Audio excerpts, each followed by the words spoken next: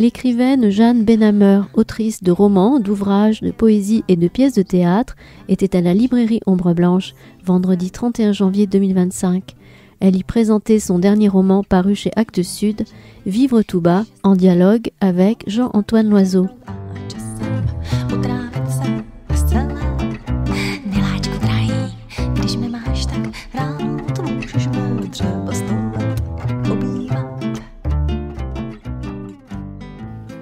Bien, bonsoir, bienvenue Jeanne Benhammer à la librairie Ombre Blanche. On est très heureux de vous accueillir à nouveau.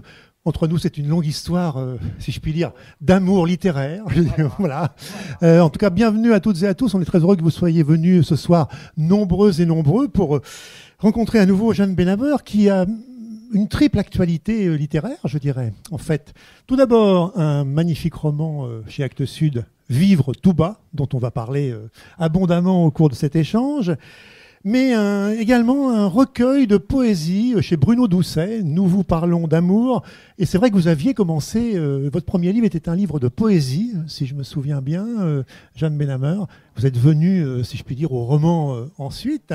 Mais voilà, et il y a aussi un texte qui s'intitule Vers l'écriture, également chez Actes Sud, qui est un peu votre expérience, si je puis dire, de vos ateliers de création littéraire. Si j'en parle, c'est que je trouve que ces trois livres, finalement, fonctionnent, participent d'un même élan, fonctionnent un peu en miroir. Il y a des passerelles possibles entre les trois. Je n'ai pas lu Vers l'écriture, mais on l'évoquera sûrement peut-être au cours de la rencontre. Mais j'aimerais tout d'abord donc qu'on parle de Vivre tout bas, qui est un roman qui m'a énormément touché. Alors peut-être qu'il faut parler d'abord pour Vivre tout bas du déclencheur. Peut-être je ne sais pas si le mot vous l'acceptez, parce que vous l'expliquez, je crois, vous l'évoquez dans la dernière partie du livre, dans les remerciements, si je ne m'abuse.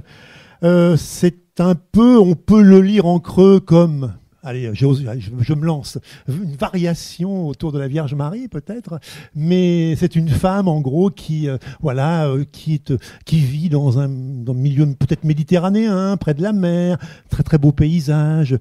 On ne comprend pas trop au début ce qu'elle fait là, puis progressivement elle va se dévoiler aux lectrices et aux lecteurs. On va comprendre mieux qui elle est.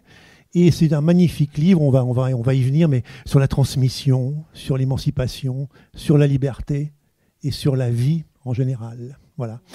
Je résume un peu vite peut-être, mais je trouve que c'est un livre qui est vraiment très très profond. Alors, parlons du déclencheur, si vous le voulez bien, Jeanne Benhammer, et merci d'être ce soir à Ombre Blanche, à nouveau, parmi le public.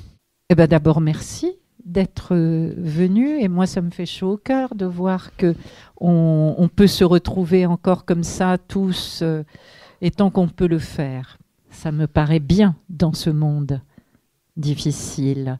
C'est bien d'avoir ces moments-là qui nous donnent de la force, et moi ça m'en donne aussi pour continuer. Donc voilà, je vous dis merci. Et le déclencheur, oui, on peut en parler, c'était il y a quelques années à Valognes. J'avais un de mes romans qui avait eu le prix de la ville de Valognes, donc je suis allée à Valognes. Voilà, et c'est en Normandie. Et arrivé... Ouais, département de la Manche. Voilà. Arrivé à la médiathèque, je vois ce haut-relief tellement étonnant du XVe siècle qui représente une nativité comme on en voit rarement, c'est-à-dire que l'enfant Jésus est dans la crèche, mais que la Vierge n'y est pas. Lui, il est avec l'âne et le bœuf, et la Vierge est allongée en dessous, vraiment en position de lectrice, et elle lit. Et je me suis dit, mais ça alors, c'est sidérant, je n'avais jamais vu de représentation comme ça. Donc après, je suis allée voir pas mal de représentations de cette Vierge avec livre, parce qu'il y en a pas mal qui existent, hein. Il y a des peintures, mais elle est toujours en train de lire, j'allais dire religieusement, avec l'enfant Jésus qui est là, ou avec un petit ange au-dessus, enfin bon, et on sent que le livre doit être un livre sacré. Là, c'est très différent. Elle est vraiment comme on peut être dans notre lit, accoudé, et puis en train de bouquiner, quoi, tranquille. Et ça, moi, ça m'a beaucoup parlé. Et je me suis dit que c'était, voilà, ça me parlait, c'était pour moi. Et souvent, quand j'ai comme ça des choses assez fortes, soit elles partent avec le temps, avec la vie, soit elle reste, et si elle reste, c'est par l'écriture qu'elle prenne forme. Et voilà. Et c'est effectivement dans ces paysages où je vis beaucoup, en fait, où je vis une grande partie de l'année maintenant, que j'ai transporté Marie, puisqu'on dit qu'elle est allée à Éphèse. C'est la Turquie, Éphèse, c'est pas loin. Et c'est ces paysages et cette mer.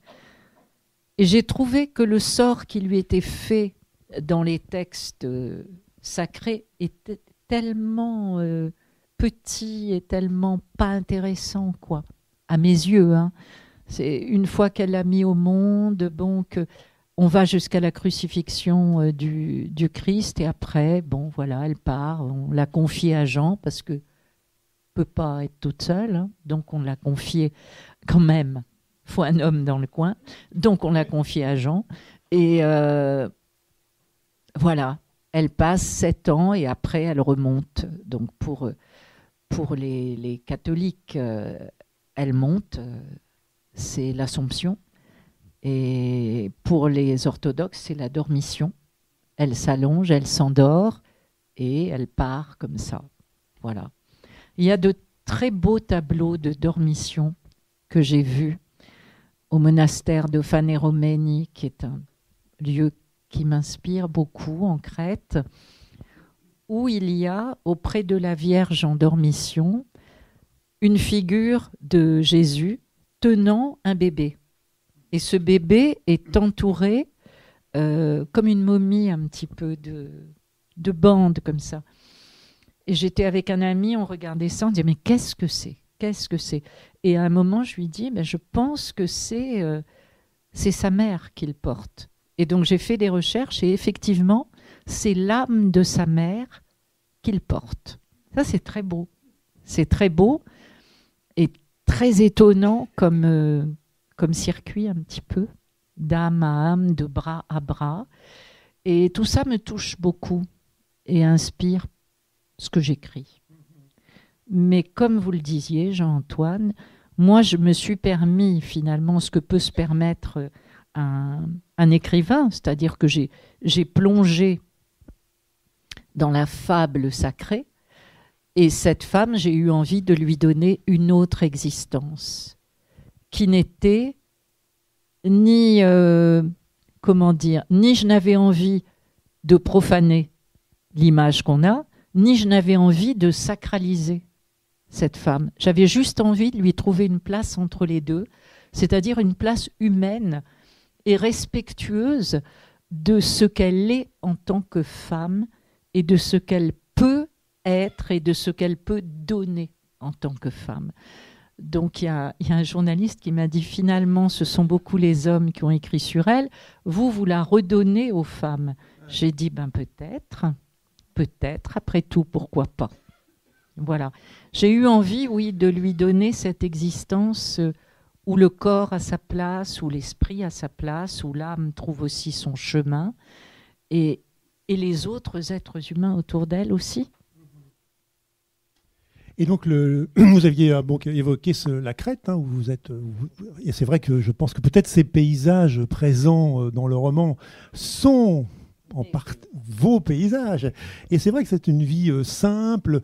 Alors, entre la douleur et la joie, les deux ne sont pas, peuvent tout à fait cohabiter. C'est avec les deux. Voilà, c'est vraiment avec eux. J'y insiste parce que c'est important. Mais oui, c'est ce que je me disais, c'est que souvent, quand on a vécu une grande souffrance, quelle qu'elle soit, on a peur d'aller vers la joie comme si on allait oublier ce qu'on a perdu dans la grande souffrance. Mais en fait, la joie ne prend jamais la place de la souffrance. Elle creuse un autre territoire, un territoire nouveau qui permet d'adoucir la souffrance, mais qui ne l'enlève pas. On n'a pas besoin d'avoir peur d'oublier. Notre mémoire est bien plus terrible que ça. Donc, moi, j'ai eu envie de la mettre là-dedans. C'est-à-dire que là, ce livre, c'est un livre où elle va défricher un peu un territoire qui pourrait être celui d'une joie simple à vivre et ça n'enlève rien à sa souffrance de mère. Ça n'enlève rien. Il y a ce très beau titre, Vivre tout bas. Puisqu'on est sur les titres, c'est une des questions qui me hante souvent, que je pose souvent. J'ai remarqué que j'avais des sortes de... Ouais. Ce choix du titre, il a été très rapide pour vous? Il a été long à se dessiner, si je puis dire? C'est un titre. Parfois, il y en a comme ça qui arrivent... J'allais dire miraculeusement, mais il faut que j'évite d'employer ce genre de terme. Pour le coup, c'est vrai. Il faut que je fasse attention. Mais ce titre, il est arrivé tout seul, quoi. Il est arrivé tout simplement. Parce que cette femme, c'est ce qu'elle fait. Elle vit sans tambour ni trompette, elle vit tranquillement, elle vit tout bas. Et l'écriture, c'est une façon de vivre silencieusement. Donc, on vit tout bas avec l'écriture, avec la lecture aussi. Vous le savez, si vous écrivez un peu ou beaucoup, peut-être à la maison, et vous lisez certainement, puisque vous êtes là, vous savez ce que c'est que vivre tout bas. Alors, il y a un très court passage que je vais me permettre juste de lire, qui renvoie un peu au titre justement, qui est page 19. Alors elle regarde les formes des arbres, des buissons qu'elle finit par distinguer dans l'obscurité, longtemps. Puis elle rentre dans sa petite maison et nul ne sait ce qu'elle fait jusqu'au matin. Peut-être se demande-t-elle juste ce que c'est que de ne plus rien attendre et de respirer pourtant dans le silence. C'est vivre tout bas. Voilà. Et c'est vrai que donc, très progressivement, on comprend en effet qu'elle a vécu une grande souffrance, donc la perte de son fils. Mais en fait, on est très vite dans cette idée que pour une femme, si je vous ai bien lu, Jeanne Benhammer, c'est très compliqué en tout cas d'avoir accès aux signes, d'avoir accès à l'écriture. C'est que ça va être en effet un élément très central du livre. Et elle va être initiée, si je puis dire, la personne qui au début... va l'aider à déchiffrer ces signes. C'est le personnage du vieux maître que j'aime beaucoup. Et après, on va parler de ce personnage, de cette jeune fille, jeune enfant qu'elle va côtoyer, qu'elle va rencontrer, qui est assez magnifique. Ce personnage du vieux maître, il vous est apparu aussi très vite, ou que ça a été une longue maturation? C'est-à-dire que je me suis dit, quand je l'ai vue lire, si elle lit, c'est qu'elle écrit aussi. Et donc, elle entre dans les signes. Bon, dans la Bible, c'est sa mère qui l'a initiée.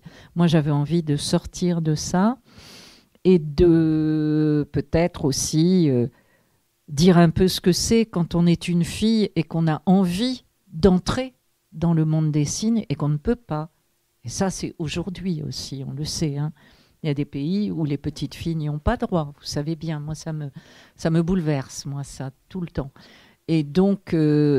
Elle avait une telle ferveur, elle avait une telle envie d'apprendre que ce vieux maître a transgressé. Il n'avait pas le droit de lui apprendre, mais il l'a fait. Mais il l'a fait en secret. Et il fallait qu'elle efface les traces dans le sable ou dans la poussière pour que personne ne les voie.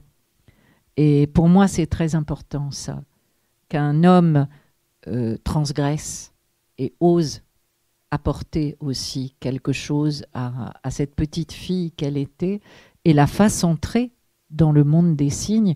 Et cet homme, il a des doutes quelquefois. Quand il rentre chez lui le soir seul, il se demande s'il fait bien de faire ça, parce qu'il y a quand même une loi au-dessus de lui qui lui dit que non. Et j'avais envie de mettre juste, d'évoquer ça, ces moments où on transgresse. On sait pourquoi, mais quand même, on peut avoir des doutes et se demander si on fait bien ou pas. Il y a ce magnifique personnage de Jean, qui est en effet, ils sont tous plus beaux, mais c'est vrai qu'il est là pour la protéger en quelque sorte, Ouais. qui lui est finalement dans une recherche, dans une quête aussi personnelle.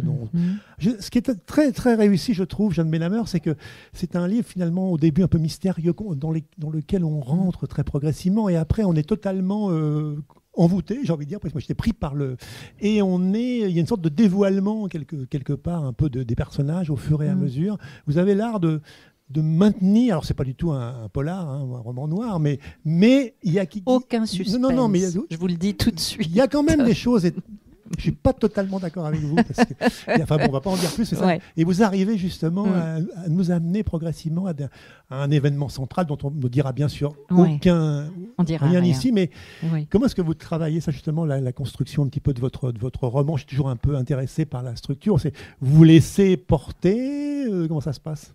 Moi, je ne construis pas. C'est comme elle. Elle ne construit pas d'église. Moi, je ne construis pas de roman. Par contre, ce que vous dites, ça me faisait penser à comment je suis moi quand j'écris.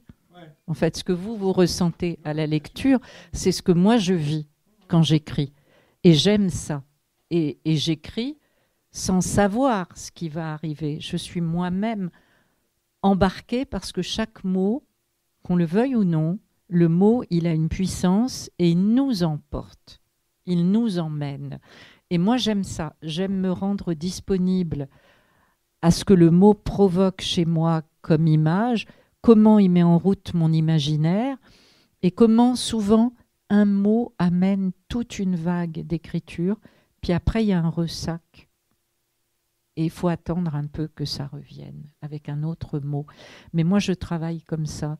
Et j'aime bien ne pas savoir. Je ne savais pas que le personnage de Jean allait prendre autant d'importance. Je ne savais pas. Voilà, je savais que le Christ avait dit qu'il confiait sa mère à Jean, et à Jean, il lui avait dit que voilà, il lui confiait. Donc, j'avais gardé ça, et je fais confiance à ce que ma mémoire garde et à ce qu'elle ne garde pas. Et je me fie à ça pour avancer. Et je trouvais que c'était à la fois pénible que cette femme soit confiée comme ça à un homme. Je trouvais ça agaçant, irritant. Et en même temps, c'est beau. Il y a quelque chose de beau aussi dans ce qui peut se passer. Donc j'en ai fait une relation où Jean se rend très bien compte qu'elle n'a pas besoin de lui, véritablement. Lui, il vient et il veille sur elle et il lui montre et il lui apporte des choses de temps en temps. Mais en fait, il a bien autant besoin d'elle. Et elle le guide un petit peu. Et petit à petit, cette relation, je l'ai trouvée belle. Et je lui ai donné plus de place et j'ai laissé l'imaginaire aller sa route. Et du coup, il arrive des choses à Jean et il va bouger aussi, lui. Tout le monde va bouger. Tout le monde va bouger et tout le monde s'apporte mutuellement quelque chose, parce que oui. C'est un très beau livre sur la transmission, sur l'apprentissage, oui. Mais c'est le cas également pour l'héroïne du livre, qui va rencontrer cette petite fille que j'évoquais, oui. à qui elle va apporter énormément, mais qui en retour aussi, cette petite fille va aussi c'est vraiment énormément, et ça c'est très beau. Elle va lui apporter beaucoup.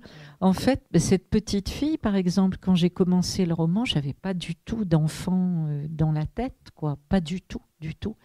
Comme quoi, c'est pas dans la tête que ça se passe, une fois de plus.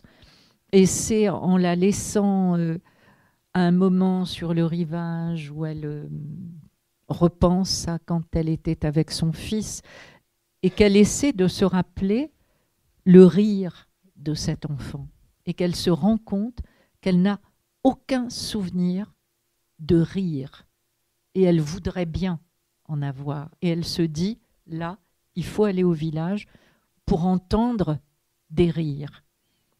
Et ça, je ne savais pas du tout, moi, que ça allait arriver dans l'écriture. Et donc, elle va au village et finalement, c'est cet enfant qui a ce rire assez extraordinaire, mais elle n'a que ça. C'est une enfant qui ne peut pas articuler de mots. Elle n'a que le rire ou le silence.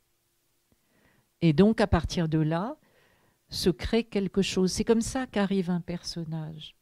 C'est pas moi qui ai décidé qu'il allait avoir une petite fille, etc. Et puis, ben voilà, j'ai créé cette relation de cette petite fille qui a une immense confiance dans cette femme, et cette femme qui finalement a été privée de ce qu'est une vraie maternité. Parce que d'emblée, elle savait tout ce qui allait arriver, et ce fils qu'elle a eu n'a jamais eu besoin d'elle. Et il était voué à autre chose, à une autre mission. Et dans le fond, il y a des moments où elle se dit que peut-être elle aurait aimé juste que ce soit un enfant qui court avec les autres enfants et qu'elle appelle pour le dîner du soir, mais que ça, elle ne connaît pas. Donc, c'est avec cette petite fille qu'elle va connaître quelque chose de très charnel, en fait, hein, de ce que c'est qu'un enfant qui se blottit contre vous. Or, cette petite fille n'est pas sa fille. Donc, ça ouvre aussi à plein de choses. Ce n'est pas forcément les enfants qu'on a faits qui sont nos enfants, mais nos enfants peuvent être partout dans le monde. Nos enfants peuvent être partout et ça me fait penser, finalement ce livre est très riche, il a énormément de, d'éléments peut-être souterrains, de strates. Non mais c'est vrai, parce que c'est vrai que cette femme qui est arrivée un beau jour dans cette région finalement, voilà, on sait peu de choses d'elle, elle arrive d'ailleurs, c'est aussi être acceptée par un milieu, par un village, par finalement, il y a ce thème finalement de l'acceptation de l'autre, de l'étranger. Oui. Enfin, je vois ça, mais c'est en vous écoutant et puis en le lisant que ça me vient là. Mais il y a finalement aussi cette dimension-là aussi, de l'ouverture, de la difficulté qu'il y a parfois en effet à se relier aux autres, mais finalement... Oui, il y a ce... Pardon, je vous interromps, Antoine, mais il y a ce moment où elle se rend compte quand elle va au village, là, la première fois, que les gens savent qui elle est. Et les voix baissent d'un ton quand elle passe, et elle se dit qu'elle aimerait bien que les gens reprennent leur petite conversation normale quand elle est là. Elle se rend compte qu'il faut qu'elle se montre avec la grand-mère, quand la grand-mère l'invite à boire une tisane, quelque chose, que c'est comme ça qu'elle va pouvoir entrer dans le village. Donc c'est vrai qu'il y a tout ce qui se passe pour quelqu'un qui arrive quelque part et qui aimerait bien faire partie. C'est pas évident de faire partie. Et je sais plus ce que oui. Et comment habiter aussi le monde, comment habiter finalement, c'est peut-être un peu central dans le livre, comment être avec les autres, comment finalement accepter. C'est avec cette petite fille finalement qu'elle va peut-être aussi commencer ce processus, voilà, d'ouverture, de transmission, de connaissance aussi mieux de soi-même. Et finalement, de cette petite fille qui va lui apporter beaucoup. Oui, et cette petite fille, par exemple, va l'emmener voir les abeilles parce qu'elle a une connaissance des abeilles qui est très importante et que sa grand-mère lui a confié, les plantes, etc. Et donc, elle lui apporte des choses. Et il y a ce qui se passe entre elles deux qui ouvre des portes pour Marie. Appelons-la par son prénom biblique. Et voilà, moi, je ne la nomme pas, c'est vrai. Vous ne la nommez jamais. Jamais. C'est vrai. Non. Ouais. Non. Et il n'y a que Jean, finalement, qui est nommé. La petite fille n'est pas nommée non plus. Mais voilà, elles vont s'apporter l'une l'autre quelque chose, comme dans toutes les relations humaines, finalement. Et puis donc, comme assez souvent chez vous, il y a vos personnages, voilà, par l'intermédiaire du silence. Mais vous avez parlé du corps tout à l'heure. Oui. C'est un livre très important aussi sur le corps, parce qu'il y a cette dimension de l'homme ou la femme en lien avec la nature, en lien avec la mer, avec l'élément liquide, l'importance de la baignade, des éléments du soleil. Enfin, tout ça participe d'un... Et c'est vraiment important. Ce sont des personnages, je dirais, à part entière du roman également. Oui, c'est par le corps qu'elle va reprendre vie, vraiment, et qu'elle va s'approprier complètement ce corps. Parce que dans le fond, moi, j'ai essayé de réfléchir à ce que j'appelle cette fable sacrée. Voilà. C'est une petite jeune fille de 15 ans à qui il arrive ça. L'annonciation, etc. 15 ans. Elle a 15 ans, c'est rien du tout. Donc, elle sort juste de l'enfance. Et voilà qu'elle est promise à une espèce de vie qu'elle n'a pas choisie. Et que ce corps est, voilà, virginal, enfin, tout ce qu'on peut lire là-dessus. Qu'est-ce que c'est après se réapproprier ce corps et en faire un corps vraiment humain de femme qui s'appuie sur les 5 sens. Les sens sont très importants dans ce roman. Elle sent la chaleur, le froid, elle sent les parfums, elle touche les arbres, elle touche les plantes, elle touche la peau de cette petite fille, elle va dans l'eau. Tout ça, c'est un corps qui est en train de s'affermir aussi dans le monde. Et ça passe par là, prendre sa place dans le monde. Déjà, il faut prendre la place de son souffle à l'intérieur de soi. Il faut que là, il y ait une vraie circulation. Et après, on peut éventuellement aller vers les autres. Alors, il y a cet élément très important dans le livre et qui fonctionne, là, qu'on peut relier à vers l'écriture, votre texte justement sur votre propre expérience d'atelier de création littéraire que vous menez depuis maintenant pas mal de temps. Il y a de nombreux passages dans le roman où vraiment elle va vers l'écriture, et ce passage, cet allant vers l'écriture, lui permet finalement de se libérer, de totalement ouverte au monde. Oui, mais c'est au fur et à mesure qu'elle libère le corps qu'elle peut aller vers l'écriture. C'est la libération, elle passe d'abord par là, par ces sens qui se vivifient par la vie, quoi, tout simplement. La vie vivante, et c'est cette vie vivante qui va chercher l'écriture.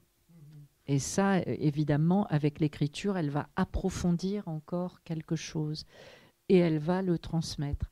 Alors vous dites que j'anime depuis très longtemps. J'ai écrit vers l'écriture parce que je n'anime plus.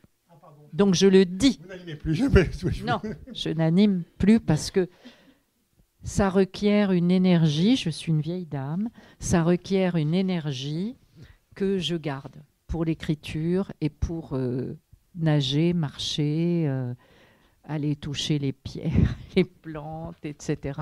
On ne peut pas tout faire dans la vie. Arrive un temps pour moi où je fais des choix. Et donc, j'ai écrit ce texte, j'ai donné la démarche qui est la mienne, que j'ai expérimentée, et voilà, pour que d'autres s'en emparent et en fassent ce qu'ils veulent, mais qu'ils puissent puiser là-dedans quelque chose qui, voilà, soit les pousse à écrire chez eux tranquille, soit pour ceux qui animent déjà des ateliers, leur donne de nouvelles pistes pour éventuellement travailler. Voilà.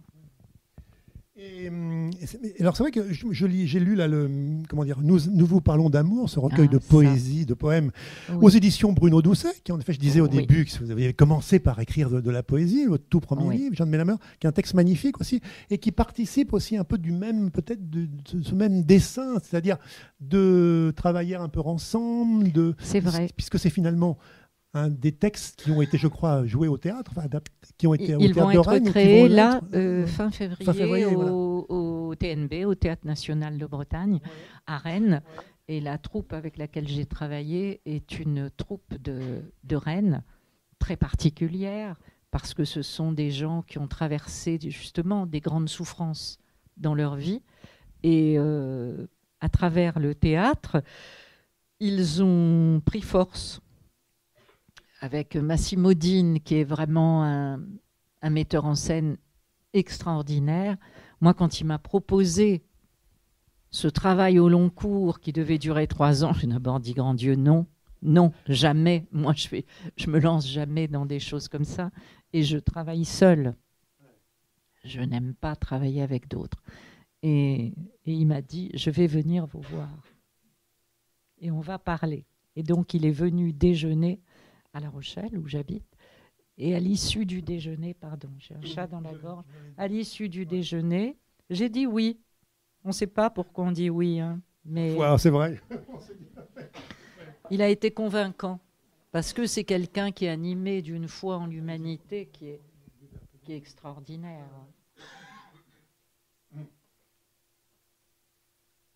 Il a su vous convaincre.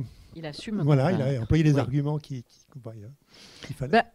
Et ça s'appelle Nous vous parlons d'amour. Et je dois vous dire que cet homme que je ne connaissais pas s'est installé en face de moi dans un restaurant et il me dit « Alors Jeanne, et l'amour ?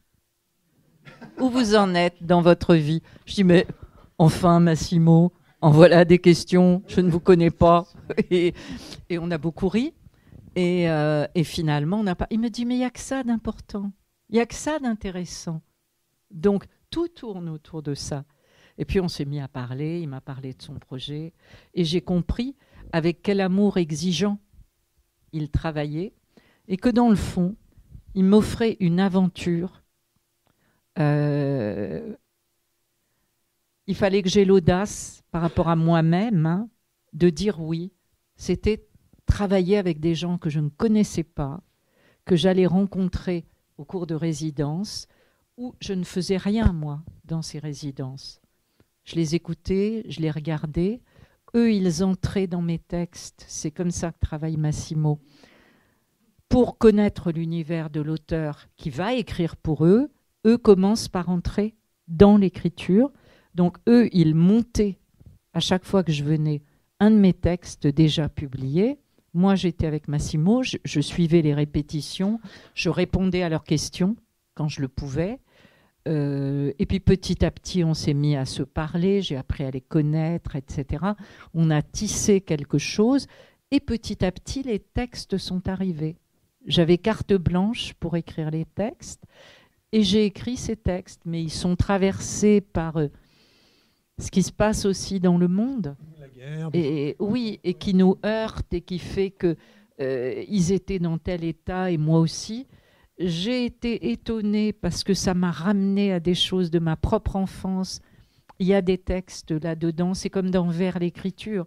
Quand j'ai écrit Vers l'écriture, j'ai été ramenée, moi, à mon désir d'entrer dans les signes et donc à des choses de l'enfance que je n'attendais pas et que j'ai écrites. Et là, c'est pareil. Et donc, voilà, sont arrivés, je crois qu'il y a 22 textes qui sont donc pour eux, qui viennent d'eux, et en même temps qui sont pour tout le monde, quoi. Et ouais. Voilà. Il y en a 22, en effet. Oui. Est-ce que vous souhaiteriez peut-être nous en lire Je peux vous lire le premier, si vous voulez. Je sais que pour nous permettre au public d'entendre le... Mais qui sommes-nous pour oser venir vous parler d'amour dans ce monde? Peut-être nous trouvez-vous bien présomptueux, ou naïfs, ou simplement bêta, comme si l'intelligence ne devait servir qu'à mesurer les failles, détailler le chaos, révéler la haine. Nous connaissons tout cela. Nous ne sommes pas ignorants du monde. Nous n'avons pas été épargnés, non. Nous avons traversé à tâtons tant de zones obscures. Nous nous sommes si loin perdus qu'on n'imaginait pas pouvoir retrouver une route, même juste un chemin, au bout duquel on arriverait à dire simplement « bonjour » et que notre voix ne tremble pas. Nous sommes celui ou celle que vous avez été aussi, quand dans vos vies soufflait un vent qui vous plaquait au mur, la peau contre la pierre, le cœur collé aux côtes, les mains ne cherchant même plus où s'agripper, parfois on ne résiste plus, on fait mur avec le mur, on ne crache même plus la poussière de nos os. Nous sommes ces femmes et ces hommes-là. Aujourd'hui, nous vous parlons. Il y a un autre texte magnifique que je trouve, c'est quand vous êtes dans la médiathèque, je crois, d'un hôpital psychiatrique, oui, à la fin. À la fin. Ce texte m'a complètement... Ah oui, il y avait cette petite jeune femme. Ouais, vous voulez que je lise ça? Moi, personnellement, je trouve assez magnifique. Ça, oui. Pas tout, non, mais une partie.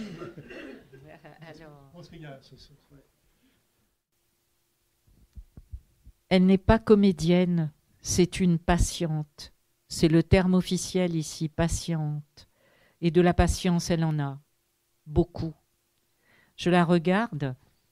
Elle a les yeux baissés, la tête légèrement penchée. Mais ce sont ses mains qui disent tout. Des mains jointes au niveau de la poitrine, les doigts entrecroisés. C'est une prière? C'est une écoute. Elle écoute le texte.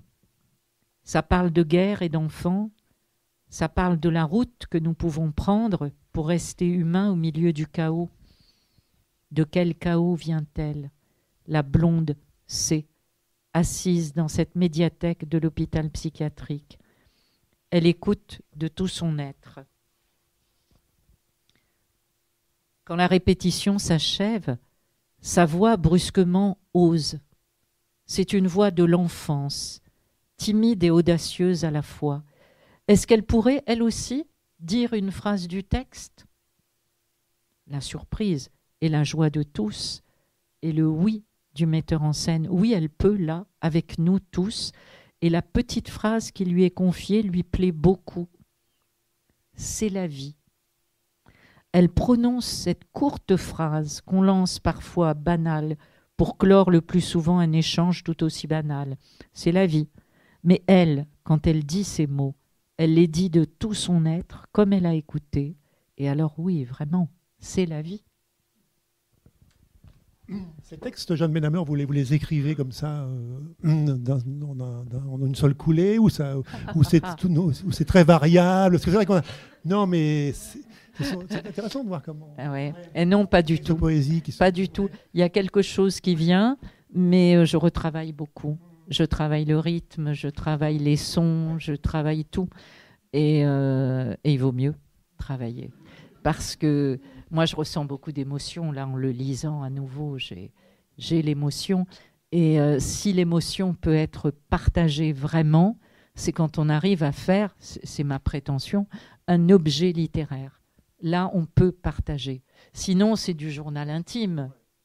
Bon, et mon journal intime, je le donne pas en publication. Donc, si on veut partager largement, il faut travailler, enfin, en ce qui me concerne, beaucoup. Donc, je travaille beaucoup. Mais j'adore ça. Donc, ce n'est pas une torture. C'est... parfois, c'est difficile. Mais difficile, ça ne veut pas dire que c'est pénible. C'est difficile. Mais ce n'est pas pénible. C'est autre chose. C'est difficile. C'est comme, je ne sais pas, quand on essaie de nager plus loin que le rocher où on va d'habitude. Ah, c'est difficile. Il faut aller encore plus loin. Et est-ce qu'on arrivera à faire le retour? Et voilà. C'est difficile, mais il y a du plaisir aussi à se dépasser. Comme il y a du plaisir aussi, je reviens à... On va l'appeler Marie, parce que... Appelons-la Marie, parce que vous m'avez ouvert. Mais en fait, c'est finalement la première fois quand il y a ce désir d'écrire, là, elle n'a pas vraiment choisi sa vie, pourrait-on dire, pour simplifier jusqu'à maintenant. Elle n'a rien choisi. Elle n'a rien choisi. Et là, enfin, il y a cette espèce de joie, de désir d'écrire qui lui permet, voilà, qui l'ouvre. Enfin, j'y reviens, parce que ça me paraît vraiment important. Et il y a un côté politique là-dedans. Enfin, moi, je le vois comme ça. Hein. Enfin, bon, mais oui. Mais oui. La seule chose qu'elle ait choisie, c'était, si on peut dire, c'était de demander au vieux maître de lui apprendre. Ça, oui, elle a choisi, parce qu'elle avait ce désir d'entrer dans les signes. Mais c'est tout. Après, tout le reste, elle n'a rien choisi. Donc, oui, c'est politique, bien sûr. Pour moi, mais de toute façon, quand j'écris, je dis que c'est le seul acte politique que je sais faire. C'est pas vrai, parce que je fais d'autres choses aussi, politiquement, dans la cité. Mais déjà voté. Un peu petit, mais c'est déjà ça. Et puis le reste aussi qu'on peut faire. Mais moi, mon travail politique, il est vraiment là-dedans. Il est dans les livres. Parce que c'est par la pensée, je pense, qu'on fait œuvre politique. Et dans ce monde, on n'a pas le temps de penser. Vous le savez, tout est fait pour qu'on n'ait jamais le temps de se poser, de réfléchir vraiment, de laisser la pensée s'installer, prendre sa place et avancer. Ça prend beaucoup de temps. Et nous, on est dans des vies où il faut constamment faire autre chose, où on est sollicité, vous le savez, par 1000 choses, par des écrans, bon. Voilà, donc on n'a pas le temps. Et quand on écrit, il faut prendre le temps. Je passe ma vie à ça. Donc, je prends le temps, ça veut dire que j'ai élagué beaucoup de choses que je ne fais plus et qui ne m'intéressent pas. Donc, je m'en porte bien, finalement. Je m'en porte bien parce que je me rends compte que tout ça n'est pas du tout indispensable à ma vie. Et je suis étonnée quand je rentre en France à chaque fois de quand même me laisser reprendre. Je disais hier soir à d'autres lecteurs, et ça m'amuse de moi-même, j'ai fait les soldes. Comme quoi, voyez-vous, on n'y échappe pas. Moi non plus, comme les autres. Je passe devant, il y a un joli pull, il est en solde, tiens, allez. Et je me dis, voilà ma fille, t'avais besoin d'un pull de plus? Non. Donc, tu te laisses prendre. Mais bien sûr que je me laisse prendre. Mais oui, alors, je réfléchis et je me laisse prendre le moins possible. C'est-à-dire que je ne fais partie d'aucun réseau social. Et d'ailleurs, maintenant, avec tout ce qui se passe, on va devoir, j'ai discuté avec des libraires, dont mon fils, qui dit, mais pour communiquer et tout, il va falloir qu'on trouve autre chose, parce que ça va plus être possible, là, hein, de continuer. Donc moi, j'appartiens, enfin, je fais partie de rien, ni Facebook, ni Twitter, ni machin, ni truc. J'ai déjà pas assez de temps, je trouve, donc je vois pas comment je pourrais en passer là-dessus. Mais je vois bien quand même que quand je rentre en France, je peux être prise par des choses qui logiquement ne devraient pas m'intéresser. Donc je le vois ça. C'est vrai que quand je suis en Crète, il n'y a rien, quoi. Moi, là où je suis, il n'y a pas grand-chose. Je suis dans un village, il n'y a pas de publicité, il n'y a rien du tout. Il y a la nature, ça me va. Et puis les livres, et puis les gens. Et c'est largement suffisant. Je reviens à l'écriture comme acte politique. C'est vrai que dans le choix des mots, par exemple, quand on a le choix entre un mot ou un autre mot, c'est pas, même si le sens peut être en proche, c'est pas le même mot. Et je pense que pas de synonyme, ça veut dire ça, des choses. Dis, oui, voilà. Oui. Et donc ça commence comme ça, dans ce choix justement. Oui, c'est très important parce que selon le nombre de syllabes, les sonorités qu'on appelle, on va faire venir certaines images ou d'autres. Les mots ont vraiment cette puissance-là de générer des images. Donc, on a intérêt à bien choisir, à ne pas mettre une approximation ou je ne sais quoi. Il n'y a pas que le sens des mots. Ça, c'est l'acte poétique, vraiment, qui permet de travailler ça. Il n'y a pas que le sens des mots, il y a la densité d'un mot, vraiment. Et selon qu'on le met avec d'autres autour, il va générer certaines choses ou bien d'autres. Si on le met entre deux points, ça va être une densité différente. C'est tout ça le travail de l'écriture, c'est un artisanat aussi. Et c'est un art. Elle va de l'un à l'autre, caresse des cheveux, tient une main, essuie un visage. Ils ne la voient pas, mais sentent la douceur sans comprendre d'où elle vient. Un bienfait inespéré au milieu de la terreur qui les a presque anéantis. Elle écrit pour eux, cachée au milieu des oliviers. Ces mots disent juste que la vie est là, encore. Ces mots disent qu'elle est là, elle, pour eux, où qu'ils soient, et dans quelque temps que cela ait lieu. Elle n'est pas juste celle qui a tenu contre sa poitrine l'enfant annoncé, comme on la représentera.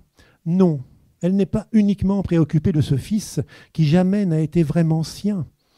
Elle est celle qui sent le monde à travers ce corps qui a porté l'enfant, comme aucune autre femme ne peut le faire. Elle est tenue à ce souffle qui est le sien et à ce temps qui est le sien près de cette mer bleue. Mais elle est aussi celle qui peut connaître le monde sans l'avoir jamais vu, dans des temps et des lieux qu'il ne lui sera jamais donné de vivre. C'est depuis qu'elle est installée ici, sur ces terres douces et sauvages à la fois, avec la présence de gens qui veillent sur elle. Les images l'habitent sans qu'elle ne les attende, ni ne les recherche. Là, au creux des oliviers, c'est le terrible chaos d'un monde qui abandonne ses enfants qu'elle voit. Alors, elle écrit ces mots à elle, de force et de douceur. Les mots ont un pouvoir immense. Ils voyagent et protègent. De cela, elle est sûre, sans que personne n'ait eu besoin de le lui annoncer. Chaque jour, désormais, elle se rendra à la clairière des oliviers et elle écrira pour le monde et ses enfants. C'est magnifique, faut pas rien ajouter. Moi, c'est mon point de vue. Merci beaucoup. Cette idée, voilà. Ouais, j'écoutais avec votre voix et voilà, je sentais des choses. Voilà. Mais oui, moi j'avais envie que cette Marie, elle soit habitée comme ça et qu'elle sache un peu. Elle sait tout ce qu'on dira d'elle, elle sait les représentations qu'il y aura, elle sait qu'on écrira la vie de son fils, ça ne l'intéresse pas. Elle n'est pas là pour ça, elle est là pour les êtres humains de quelque époque et de quelque lieu qu'ils soient. Et et elle est vraiment traversée par ça. Mais nous aussi, on l'est, chacun de nous. Nous, on n'a pas les visions qu'elle a, elle, mais on a les images du monde. Je veux dire, là, ce dont je parle, c'est ce que vous avez vu aussi et qu'on voit périodiquement sur nos écrans. On les a, les images de ce monde qui est tellement en détresse. Simplement, ce qui m'afflige beaucoup, c'est que nous sommes spectateurs. On nous met à cette place-là de spectateurs. Et ça, c'est une place terrible parce que c'est une place d'impuissance. Et il n'y a pas pire pour nous faire baisser les bras. Parce qu'on voit ces images qui s'accumulent et à un moment, on en a marre. On se dit, on ne peut plus, quoi. Mais qu'est-ce qu'on peut faire? On a l'impression qu'on ne peut rien. Alors, moi, je donne à cette femme la possibilité de créer des visions et elle intervient par l'imaginaire dans la vie, comme ça, des autres. Elle donne cette douceur et elle a les mots. Et je pense qu'on a des petits chemins comme ça, pas grand-chose, mais on a ça. Donc moi, je le mets par l'intermédiaire de cette figure compatissante de Marie. Je l'utilise pour ça. Mais pour sortir de ce rôle de spectateur. On a cette capacité visionnaire.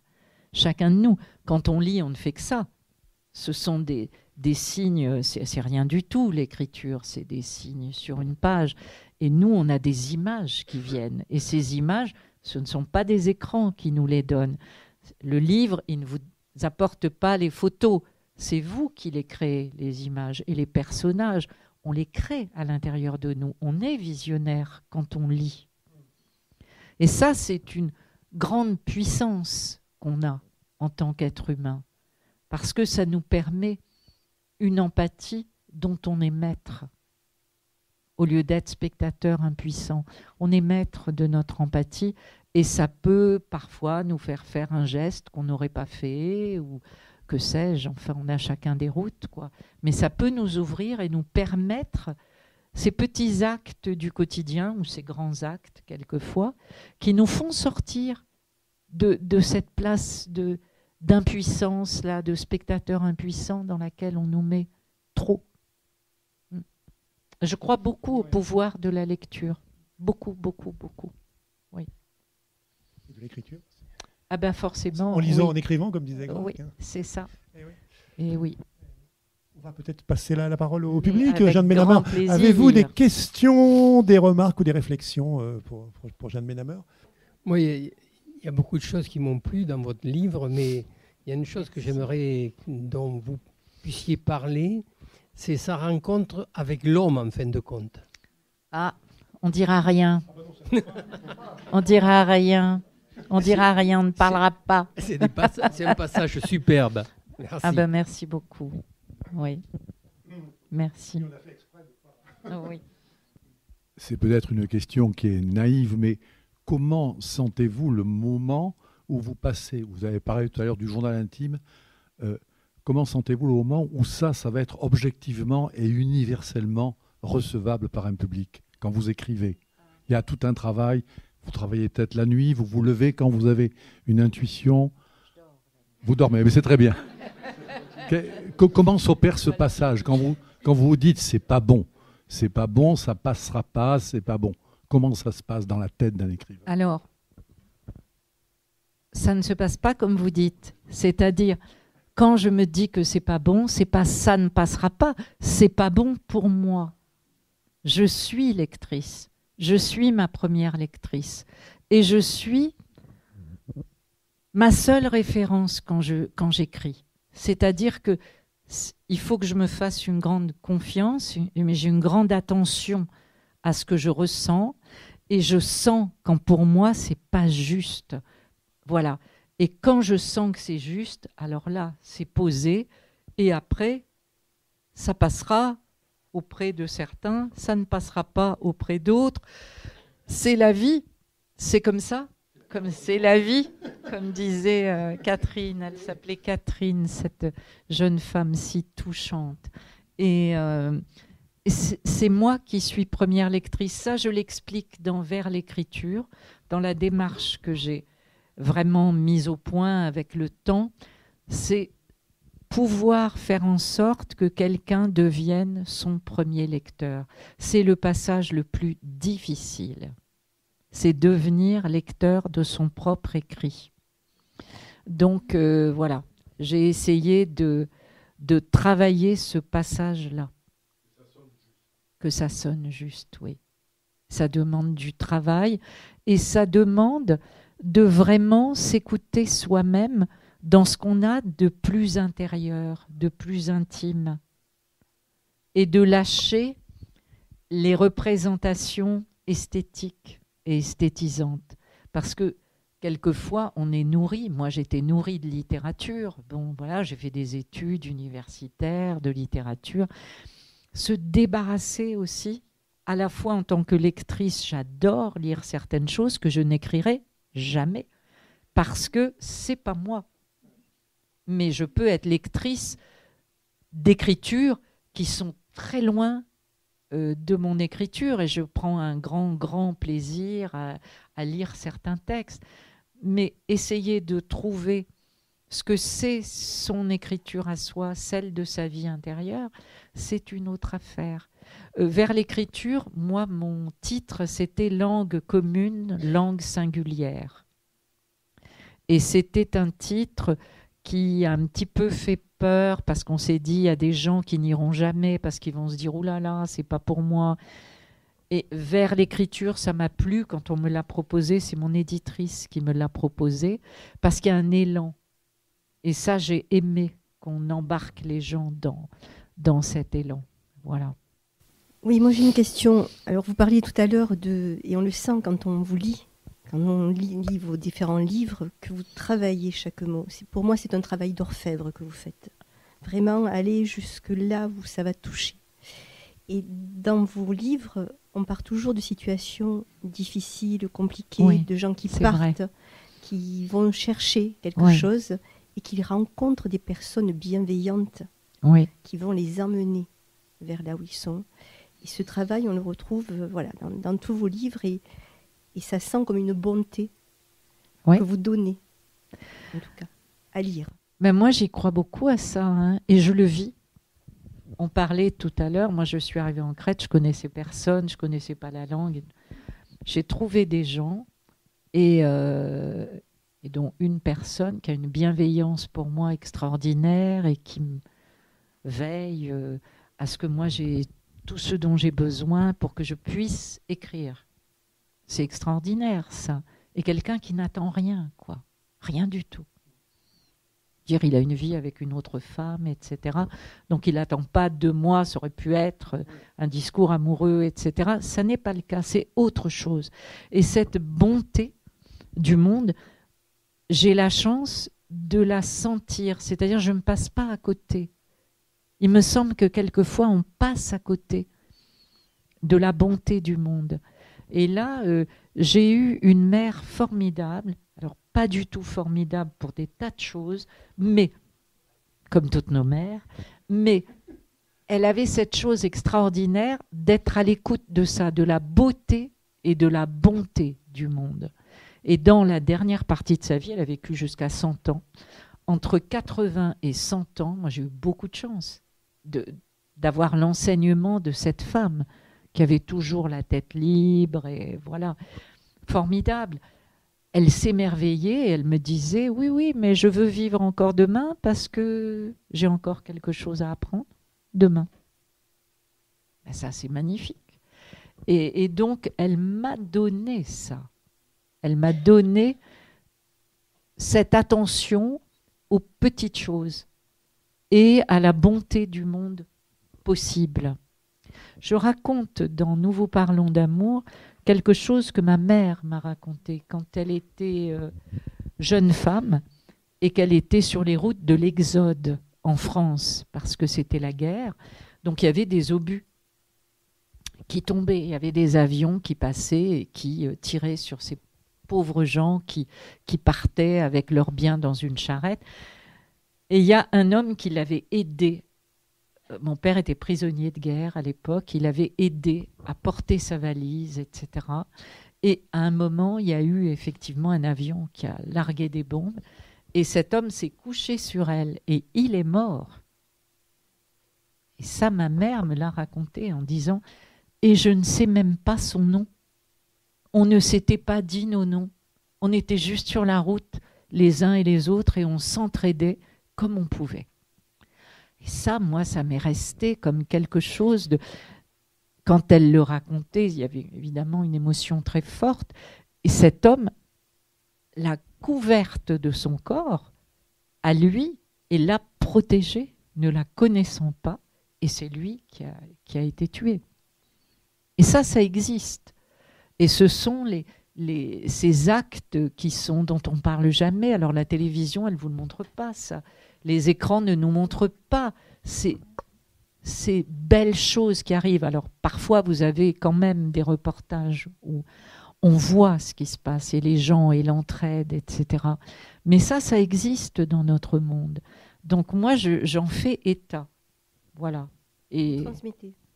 oui, j'essaye de transmettre ce que je vois de la beauté du monde et de la bonté du monde, et ça n'exclut pas du tout ma lucidité sur le chaos dans lequel nous sommes et la détresse terrible qu'il y a autour de nous. Et bien sûr que ça n'enlève rien, mais ça existe. Et d'ailleurs, votre héroïne va aider à porter un sac trop lourd.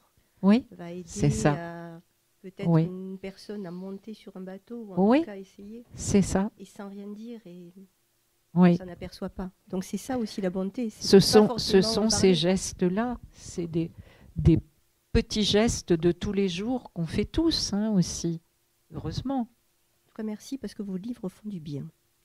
Merci beaucoup, madame. Pour les jours de doute, parce que j'en ai, forcément, ça me donne de la force. C'est pas vraiment une question, mais en vous écoutant, j'ai fait un lien avec, au moment où vous avez parlé du titre. Vous parliez bien dans le Ah, comme moi oui. tout à l'heure. Au moment où vous parlez du titre, j'ai fait un lien, et ça m'a ramené au titre de Le Trébat de Christian Bobin, qui évoque la figure de François d'Assise. Je compare pas les deux livres, même si je ressens quelque chose de trouver du sacré dans le quotidien. Voilà. Et d'humaniser le sacré qui souvent nous est présenté, ou nous est comme des spectateurs, comme si on ne pouvait y accéder. Alors qu'en fait, je crois que le sacré, il est en chacun de nous, par les gestes dont on vient de parler, et par ce qui, à bas bruit, fait la vie. Mais oui, moi je suis entièrement d'accord là avec ce que vous dites, parce que moi je n'appartiens à aucune religion, je ne suis aucun dogme, mais par contre je me donne tout à fait le droit de considérer que la vie est sacrée. Et le sacré n'appartient pas qu'aux religieux, le sacré appartient à chacun de nous. Et c'est vrai qu'on peut reconnaître dans l'autre ce sacré de la vie, et cette chose merveilleuse quand même qu'est la vie. Quand on veut bien regarder ce que c'est que respirer, vivre, et la beauté du monde, parce que ça existe, c'est quand même extraordinaire. Et ça, effectivement, ça n'est pas profané que de dire que ce sacré, on y a droit, où qu'on soit. Et moi, je vis comme ça, je vis avec ça, mais je pense que vous le sentez. C'est dans l'écriture, c'est là. C'est ce que vous avez en commun dans le titre, c'est-à-dire que nous, en bas, dans le très bas, oui, dans le vivre bas, c'est vrai, c'est nous vrai. habitons le même lieu. Mais oui, c'est ça. Moi, j'aime bien l'humilité, au sens premier du terme. Humus, c'est la terre, c'est l'humus. Moi, j'aime ça. Et c'est bien là qu'on est, quoi. Et ça n'empêche pas de voir le ciel et de s'en émerveiller, etc. Mais on est humble. Pour moi, c'est un mot très noble, l'humilité, et j'aime ça. Avant qu'on passe au moment de dédicace en compagnie de Jeanne Benhammer, je voulais vous signaler que ces rencontres sont enregistrées, que vous pouvez retrouver sur le site de la librairie, donc le site d'Ombre Blanche, l'intégralité de la rencontre en podcast, enfin en son.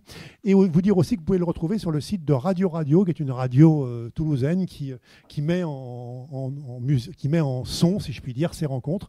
Donc on ne le dit pas régulièrement, mais 2 possibilités, donc sur le site de la librairie Ombre Blanche et sur le site également de Radio Radio. Voilà. C'est dit, je n'ai pas oublié, j'avais dit qu'il fallait que j'y pense, donc je l'ai dit. Merci beaucoup, Jeanne Benhammer. Merci Jean-Antoine. Merci beaucoup. Merci beaucoup. Merci à vous. Merci beaucoup.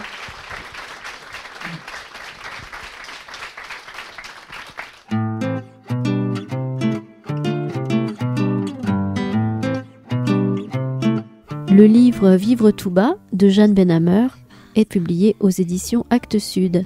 Chez cet éditeur, Jeanne Benhammer a aussi fait paraître récemment La patience des traces en 2022, prix Ouest et prix Roman France Télévisions, Ceux qui partent en 2019, L'enfant qui en 2017, Otages intimes en 2015.